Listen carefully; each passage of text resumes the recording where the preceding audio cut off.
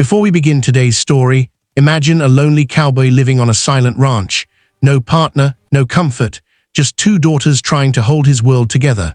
But everything changes the moment those girls bring home a mysterious and beautiful Apache woman who's running from danger.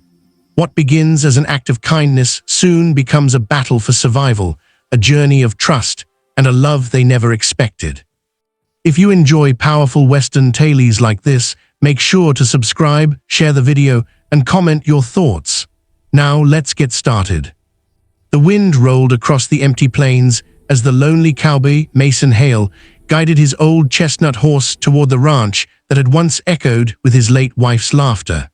Now it was just quiet boards, cold fences, and his two daughters trying to grow up faster than they should. Mason carried the weight of years on his shoulders, moving like a man who'd forgotten what warmth felt like, except for the soft reminders he saw in the proud but tired smiles of his girls, Rose and Emma, who held the ranch together as best they could. Every morning started the same. Mason awake before sunrise, feeding the horses, checking water lines, tightening posts, pretending that routine was enough to fill the emptiness. Rose, the older daughter, kept the ranch books and tried to hide how hard she worried. Emma, younger and fiercer, rode the range with a rifle over her shoulder, guarding cattle from coyotes. Together, they formed a fragile little world around their father, one he appreciated, one he feared he couldn't protect forever. Hard winters were approaching, and help was becoming harder to find. One afternoon, while Mason repaired a split fence post, he heard the fast hoofbeats of his daughters returning early. That alone worried him. They never quit their rounds before finishing. As he straightened up, he saw them riding in with someone sitting behind Emma on her horse. The stranger wore Apache clothing and looked exhausted, barely holding herself upright. The girls stopped in front of him with urgent faces. Rose said they'd found her injured near Hollow Creek, stumbling alone, starving, and clearly far from her people. Mason's first instinct was caution. Apache and ranchers didn't often cross paths without trouble. But when the young woman lifted her eyes, something in Mason paused. She wasn't threatening. She was trembling, gripping Emma's waist like she'd collapse if she let go. Emma quickly explained that she had a wounded ankle and likely hadn't eaten in days. Rose added that the woman didn't speak much English, but understood enough to know they meant no harm. Mason stood silent, torn between responsibility and fear of danger, yet the woman's exhaustion overpowered every suspicion. She wasn't a scout, not a raider, just a survivor barely clinging to life. Mason finally nodded and told the girls to bring her into the house. That moment felt strange to him, like he wasn't the one who made the decision, like something larger nudged him forward. Inside, the woman looked around with wide eyes, clearly uncertain but too weak to protest. Rose warmed broth while Emma fetched clean cloth for her ankle. Mason watched from the corner, noticing the dignity in the woman's posture even while she sat injured. She didn't shrink or cower. She held herself like someone with pride, someone raised with honor. When she finally spoke her name, Yana, it came soft but strong, shaped by an accent that carried stories of mountains and open skis. She thanked them in simple words, though her face said more than her tongue could. Mason nodded stiffly, still cautious, still unsure how long she intended to stay or what her presence might bring. But the girls had already made their choice. Compassion had guided them, not fear, and Mason had never been able to deny his daughters anything when they set their hearts on it. As days passed, Yana regained strength, though she moved with silent grace that kept Mason guessing. She helped with chores even before she could walk properly, refusing to sit idle. Rose admired her discipline, while Emma loved learning bits of her language. But Mason, he kept his distance. Something about Yana stirred the quiet corners of his heart he'd sealed shut after losing his wife. She wasn't trying to draw him in. If anything, she barely looked at him. But her presence brought warmth into the house in ways he hadn't felt in years. At night, Mason sat on the porch, listening to the soft hum of Yana's voice drifting from the kitchen as she helped Rose wash dishes. It felt unreal, almost dangerous, how naturally she settled into their home. He told himself it was temporary, that she'd return to her people once she healed, but a part of him feared the silence that would return with her absence. He hadn't realized how loud loneliness could be until Yana softened it without effort. One evening, Mason caught sight of Yana standing near the corral, watching the sunset with an expression he couldn't read, sorrow, longing, maybe a secret she hadn't shared. He approached slowly, feeling awkward, unsure what to say. She surprised him by speaking first, telling him in her gentle, steady way that her tribe had been scattered after an attack, and she didn't know who survived. Mason felt a twist in his chest. He knew loss, but hers carried a different depth. For the first time, he realized she wasn't merely recovering, she was mourning. As the wind cooled and night settled over the ranch, Mason found himself wanting to offer comfort, but unable to form the words. Yana glanced at him with eyes that saw more than he wished to reveal. She didn't ask for pity. She didn't shrink from pain. She simply stood, strong in her brokenness. And Mason, for the first time in years, felt something inside him shift, an old wound waking, a forgotten hope stirring. He returned to the house with a heavy mind, unaware that life on the ranch had already begun to change in ways he couldn't reverse. Weeks settled into the rhythm of late summer, and Yana became a quiet but steady presence on the ranch.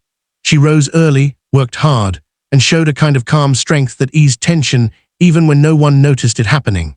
Mason found himself watching her without meaning to, how gently she handled injured horses, how patiently she taught Emma to weave small patterns with rawhide, how she laughed softly when Rose tried to mimic Apache words and always failed. Every moment drew her closer to the heart of the family, though none of them dared to say it aloud. But peace on the frontier never stayed long.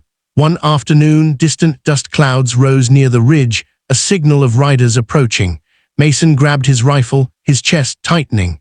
Yana stood beside him, eyes narrowing in recognition. She whispered that the riders were not her people, but a group known for taking advantage of tribes scattered by conflict. Mason's jaw clenched. Trouble was something he had learned to handle. But with the girls and Ayana under his roof, the stakes felt painfully higher. Rose and Emma hid inside, while Ayana stepped slightly behind Mason, ready for whatever might come. The riders, 5 of them, halted near the fence. Their leader, a scarred man with a cruel grin, claimed he was searching for an Apache woman who had escaped them weeks ago. His eyes scanned the property like a wolf sniffing prey. Mason stood firm, insisting he hadn't seen anyone, but the man wasn't convinced. He saw the fresh tracks in the yard, the signs of extra work being done, the hint of unfamiliar footsteps. Yana kept her gaze low, knowing one mistake would expose her. The tension thickened with every breath, as silence settled between the two sides. The man demanded to search the property, but Mason refused, stepping forward with a steadiness that surprised even him. His pointer finger rested lightly against the trigger of his rifle, and though he didn't raise it, the message was clear. The riders sensed the steel in his voice, the unspoken promise that crossing him would cost them dearly. After a long stare, the leader clicked his tongue and turned his horse away, muttering that the ranch wasn't worth the trouble. Dust rose behind them as they left, but the fear they brought lingered in the air like smoke. Inside the house, Yana exhaled a trembling breath she had been holding. For the first time since she arrived, she looked shaken, her strong facade cracked by the memory of the men who once hunted her. Mason placed a hand on the table near her, not touching her, but offering presence. She lifted her eyes to his, and something unspoken passed between them, a shared understanding of danger, a recognition of trust being formed. Rose and Emma clung to Ayana, promising they wouldn't let anyone take her. It was the moment Ayana finally felt she belonged, not by accident, but by choice. Life slowly returned to normal, though everyone remained alert. Mason reinforced the fences and slept with his rifle closer than usual. Yana taught the girls more survival skills, believing knowledge was the best protection they could have. During those evenings, Mason sometimes sat outside, watching the warm glow of lamplight dance inside the house. It struck him how much had changed in such a short time. Laughter had returned. Warmth had returned. Something he thought he had buried years ago was beginning to grow again. Hope, fragile but alive. One evening, under a pink and gold sunset, Mason found Ayana near the creek washing a small cloth. The air was still, broken only by the soft rush of water. He approached quietly, unsure of his words, but knowing he couldn't keep them inside forever. Yana waited, sensing his thoughts before he spoke.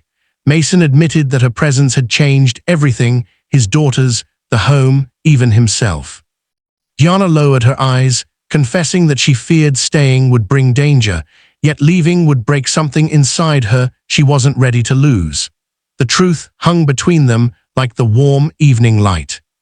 Mason gently told her that the ranch had room for her, not just as someone they helped, but as someone they wanted in their lives. Yana hesitated, emotion welling in her eyes. She explained that in her culture, joining a household was not a simple act. It carried tradition, responsibility, and spiritual meaning. Mason nodded, understanding more than words conveyed. He wasn't asking her to abandon her identity. He was asking her to bring it with her, to let the ranch be a place where her past and her future could both exist without conflict. The decision didn't come quickly. Yana spent the night awake, sitting by the fire, her thoughts drifting across memories of her people and the uncertain path ahead. By morning, she stepped outside to where Mason was saddling his horse. With steady eyes, she told him she would stay, not because she had nowhere else to go, but because she had found peace and family with him and his daughters. Mason felt a rare warmth spread through his chest, a feeling he hadn't allowed himself in years. Rose and Emma burst into happy tears when they heard the news, hugging Yana tightly. What began as an act of compassion grew into a bond stronger than any Mason expected. The ranch transformed from a place of quiet survival into a home filled with new traditions, new laughter, and new purpose. Yana taught the girls songs from her people, Mason taught her the rhythms of ranch life, and together they rebuilt not just a home but a future. In time, love grew between Mason and Yana, not fast, not dramatic, but steady like the land around them.